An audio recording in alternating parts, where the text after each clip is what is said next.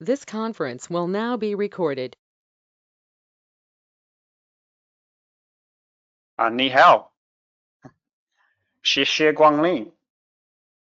That's thanks for coming. I don't know the Mandarin for nice to see you, but it's nice to see you. Our power made perfect in weakness. That was a little message we got in those chapters, the New Testament chapters. Power made perfect in weakness. That'll be something that comes up quite a bit in today's exhort.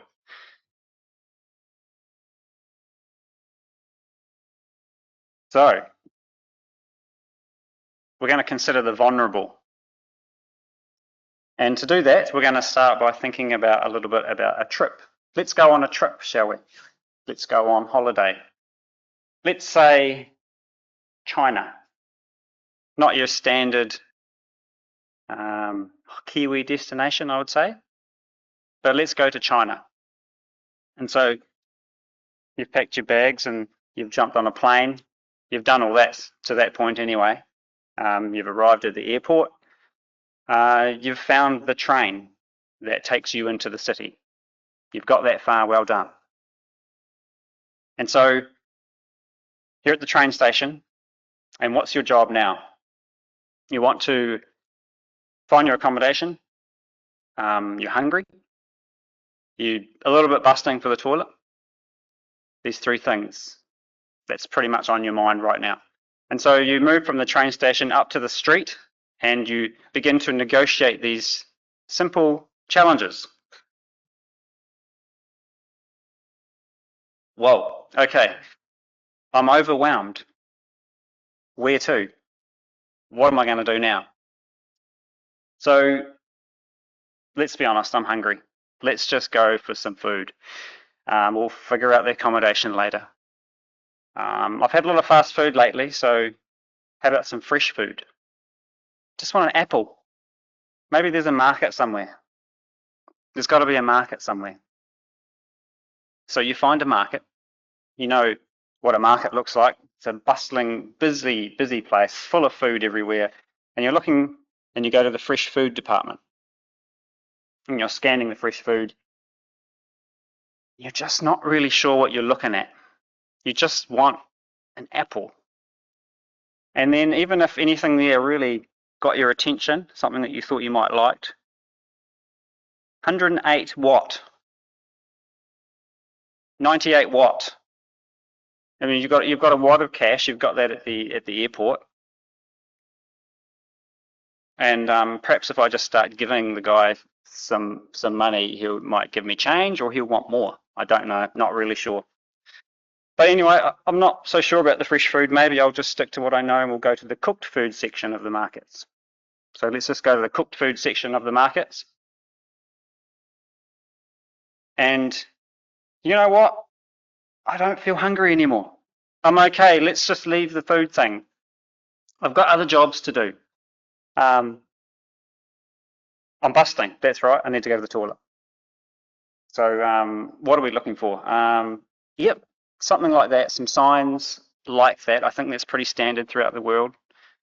That looks like I'm heading in the right direction. So you go into the toilet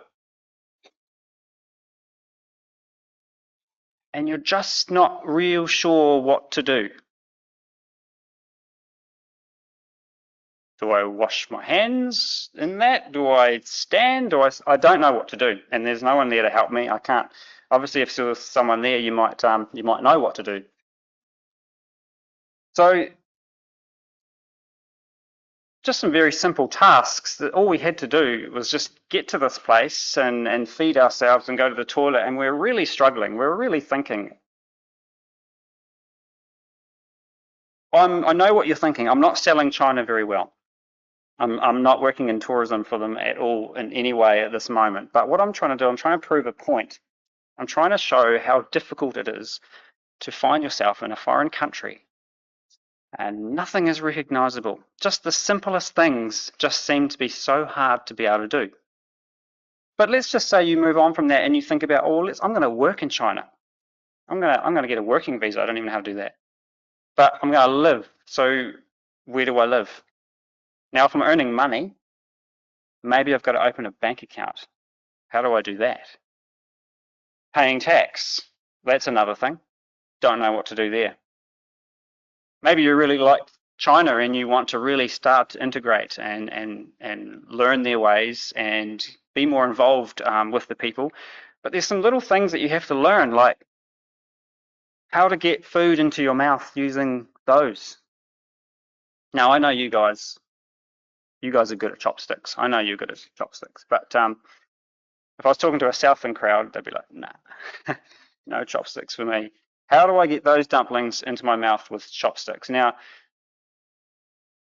I've seen people try and it just looks like a shambles. They look frustrated. They look angry. And sometimes what they do, they just do this. Bang. They'll stab those dumplings and they'll get that dumpling to your mouth anyway. That's offensive in China. Don't stab your dumplings. Now, I was talking to the Chinese members of our Chinese class on Thursday night, and they said, you know what, that's okay. So what I read was not 100% right. They said, that's okay. They said, it's okay if you Westerners want to stab your dumplings. They just don't want to see you frustrated and angry. Just stab them and get it into your mouth. And the Chinese are okay with that. But, however, when you're at the dinner table, do not do this. Do not stab your chopsticks into the rice bowl. That is reminiscent of a funeral practice of burning incense at a funeral. It is a bad omen to do that at the dinner table. What about giving a gift? When you give a gift to someone in China, they will refuse. You won't know what's going on. You might give the gift again and they'll refuse again, and maybe 3 times before they finally accept the gift. Chinese people will not accept the first time. It's part of the culture. Don't be offended. And so make sure you refuse their first gift, because they will consider that as vanity. Make sure when they compliment you that you refuse it. No, I'm not that good, because they will consider that as vanity if you accept their compliment. These little things. Even spitting in parts of China is acceptable. Lots of little things that you will want to know living in China so that you can integrate and move with these people so that you don't stand out and make a fool of yourself. What I'm trying to say is, how difficult is it to work and live in a foreign country? How challenging is it just to do even the simplest things?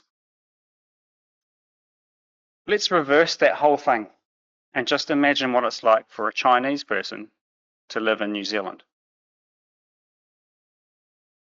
The way I see it is they get on here so much better than what I ever would in China.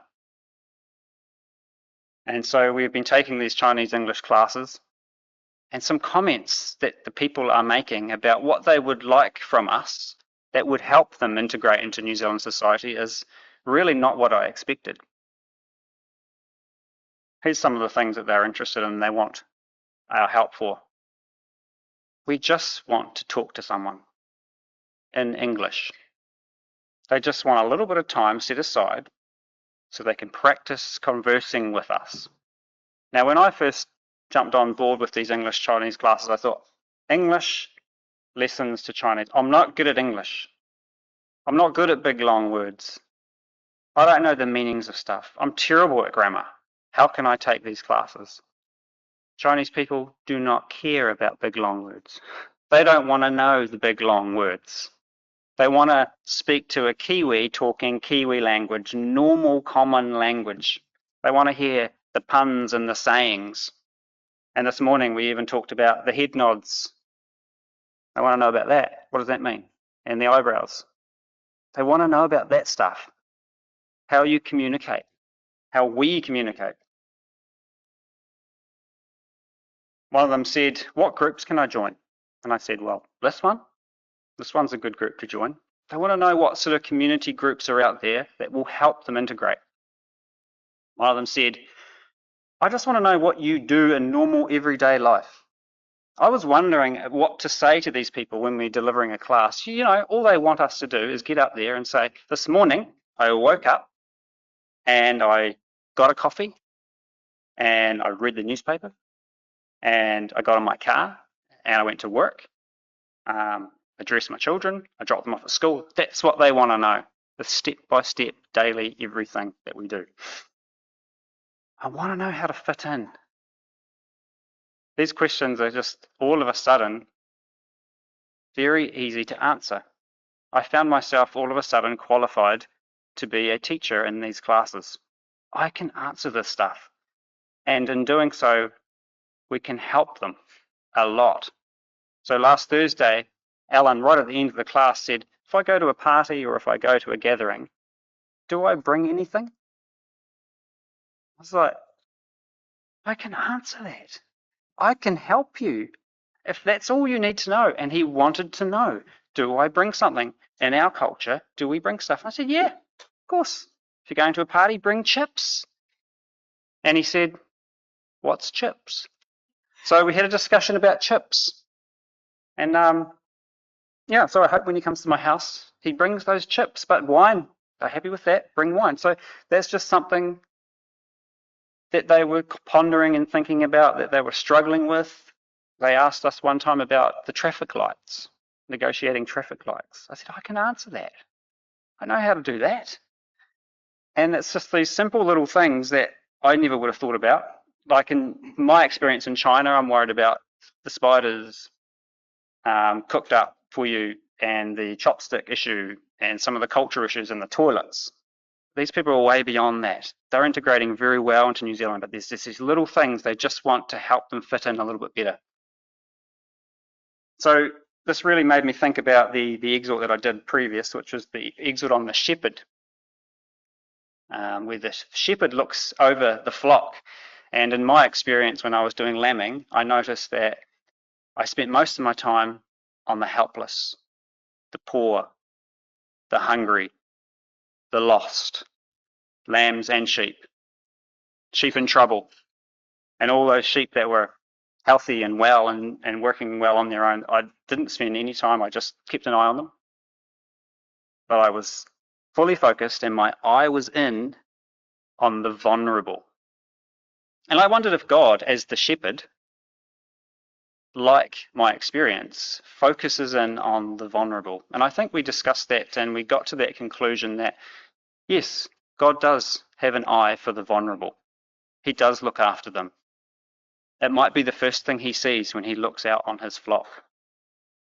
And so who are the vulnerable? In the Bible, we have these groups of people, the widow, the fatherless, the sojourner, and the poor, constantly referred to. And these people are most certainly the vulnerable. We looked at how God looks after these people. We looked at how God supports them in his commandments. We looked how God considers oppressing these people as a measure of wickedness. God has a lot of attention, places a lot of attention on these groups of people. So this morning, it's the sojourner. It's the foreigner. So how does God consider the foreigner? We just want to zone in a little bit more on this. And in Psalms, it says, he executes justice for the oppressed. And when he's watching over his sheep, he watches over the foreigner. He sustains the fatherless and the widow. He defends the cause of the fatherless and the widow, but he loves the foreigner. He loves the foreigner that's residing amongst you. He gives them food and clothing. And then God goes on to say, and you are to love those that are foreigners. If there's one slide that I want you, and one message that I want you to take away today, it's this one here. God loves the foreigner, and he wants you to love them too. Let's have a look at some of the commandments.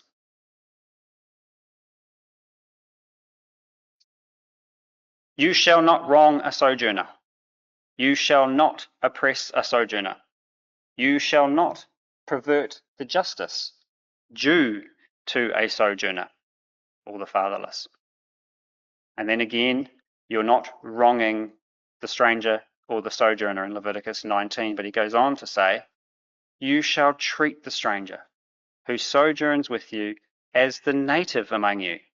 You shall love him as yourself. That sounds like another command. It sounds like the second greatest command, but specific to sojourners. And here's what God attaches to all of those verses at the end. Because you were strangers in the land of Egypt. So God is imploring to empathy. You can see perhaps how God has worked with his people. He plunged them into a state of vulnerability, into a status of foreignness, so that they too could look at a foreigner in the light of compassion, because they've experienced how hard it is to live in a foreign country, how difficult it is, how vulnerable they were. For you were strangers too. So empathy is something that's really valuable to God, so that we too can show people that love that we have perhaps experienced from God. God never let them forget that, did he? He repeated that time and time again. You were vulnerable in Egypt, and look how well you were looked after. Here's an interesting one. More commands. Supporting the foreigner. If your brother becomes poor and cannot maintain himself, you shall support him as though what? You shall support him as he's a family member? Like, don't you just support your family member because they're your blood? Shouldn't you just offer everything to them because they're down and out? Isn't that the benchmark? They're your family. You treat them like your family. You focus on your family. That's how you treat that brother who's down and out. Or is God saying something else here? He actually says to treat that brother like he was a stranger and a sojourner. Isn't that astonishing? The amount of attention God places on the stranger and the sojourner, and how you are to love and love and have compassion for them, is like the benchmark for loving somebody. And so God doesn't say you love your brother, you support your brother like he's your family member. No, he says you support him like a stranger, because that is a benchmark for showing compassion to someone else. That's how important God considered and how clear he was about how we should treat these people. If you're harvesting your wheat crops, you aren't to harvest close to the edge, right to the edge of your property. You're supposed to leave a little bit. And those little bits are for the widow, the poor, and the sojourner. And remember, when you're harvesting, those bits that drop on the ground, yep, they are for the widow, for the foreigner, for the fatherless. When you're harvesting your grapes, just go through it once, because everything that's left on those grapevines and any grapes that's on the ground, that's for the foreigner. The foreigners can have their freedom to walk into your property and take that fruit, and the widow and the poor. When you're harvesting your olives, beat your tree only once, and what remains on that tree is for your sojourner. It's for the foreigner that's living amongst you. It's for the widow. What an amazing, amazing law that is. And here's one thing that I thought about. What's not in that law is how far you're supposed to harvest close to the edge of your property, or how long you're supposed to beat the olive tree. God leaves it up to you how much is left over for the sojourner and the widow. He doesn't say 1 meter strip of wheat. You must beat the olive tree for exactly 10 minutes and that's it.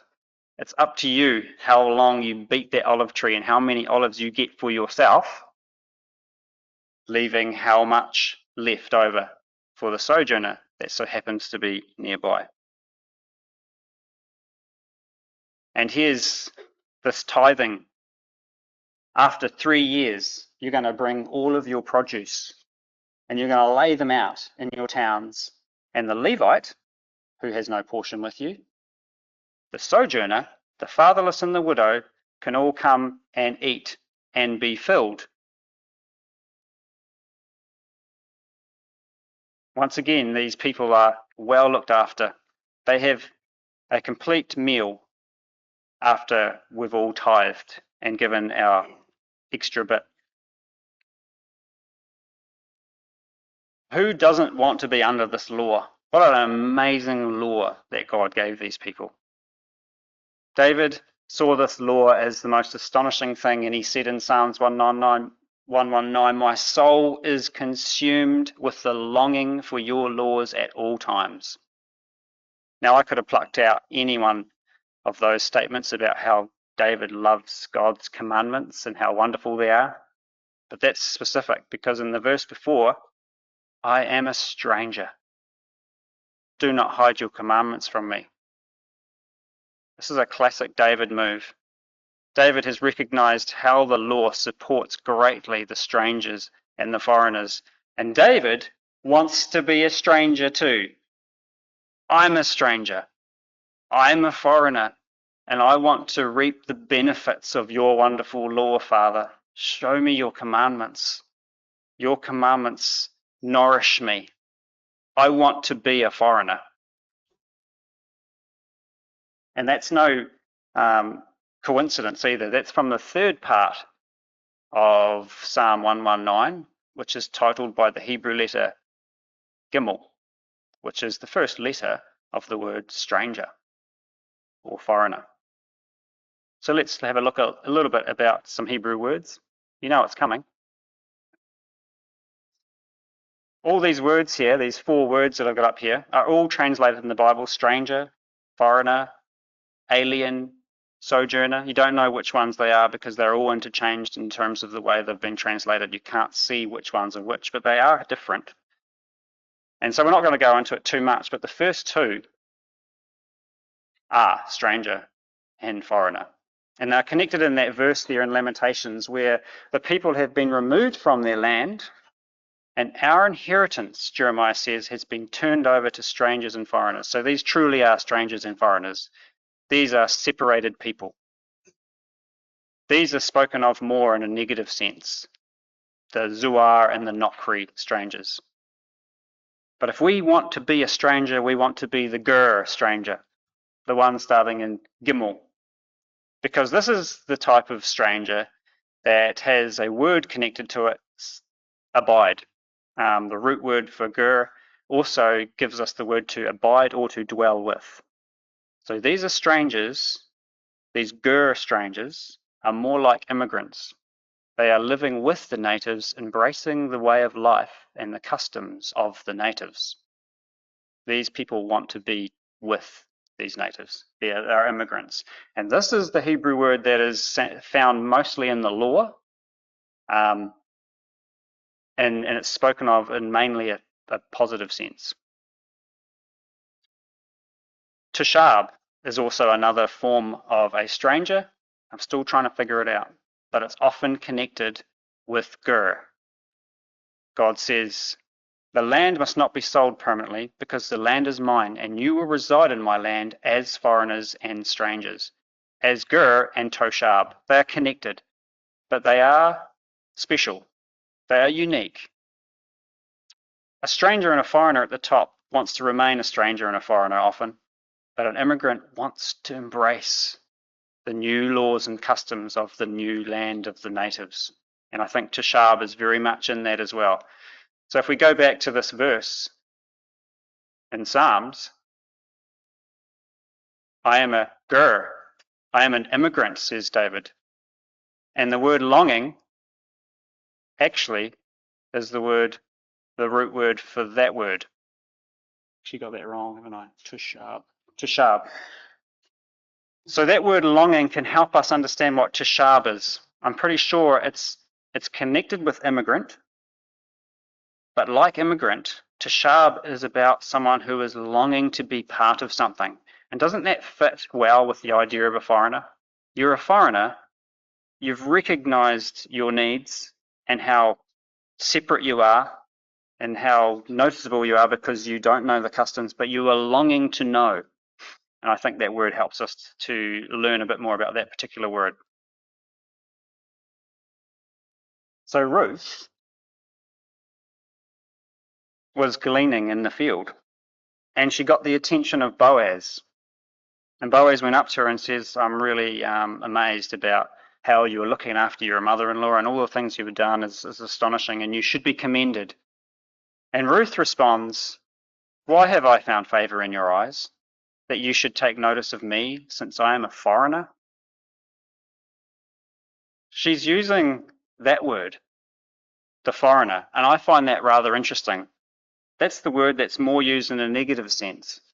This is the word that has a root word which highlights the fact that you feel distinguished. You feel exposed because you're a foreigner, because you're not doing the things that the people around you are doing, and you don't understand their language, you don't understand their customs.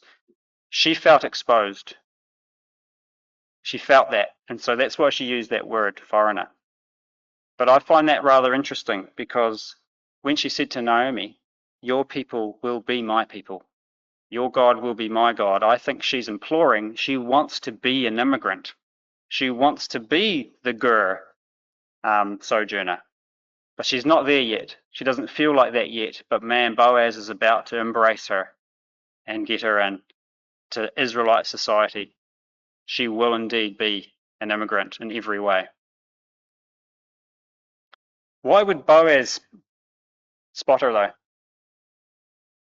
Why would Boaz spot her?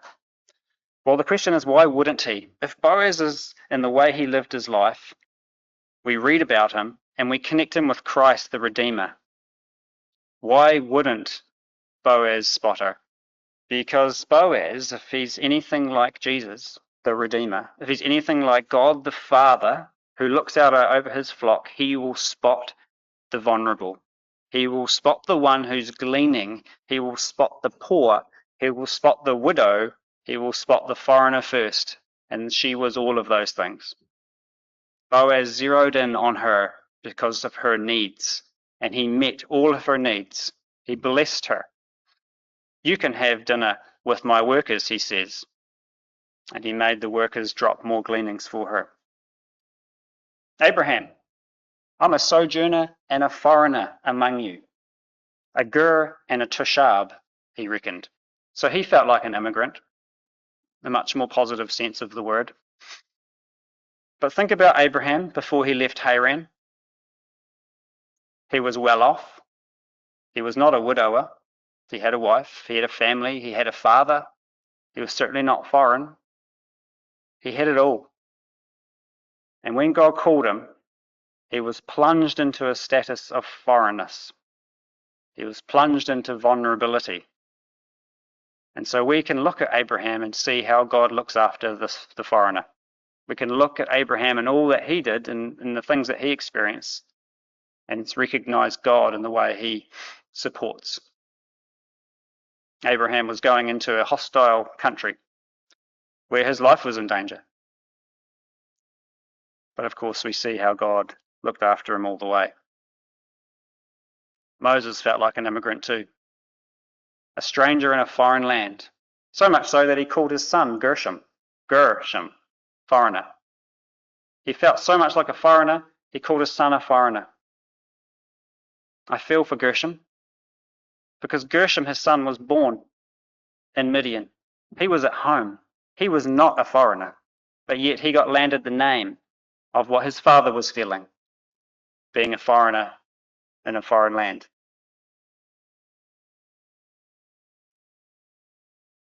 My point today really is God loves the foreigner, and we should love the foreigner.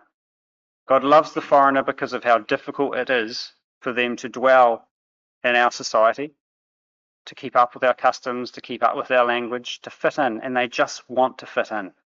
And so we can do not even that much to help them.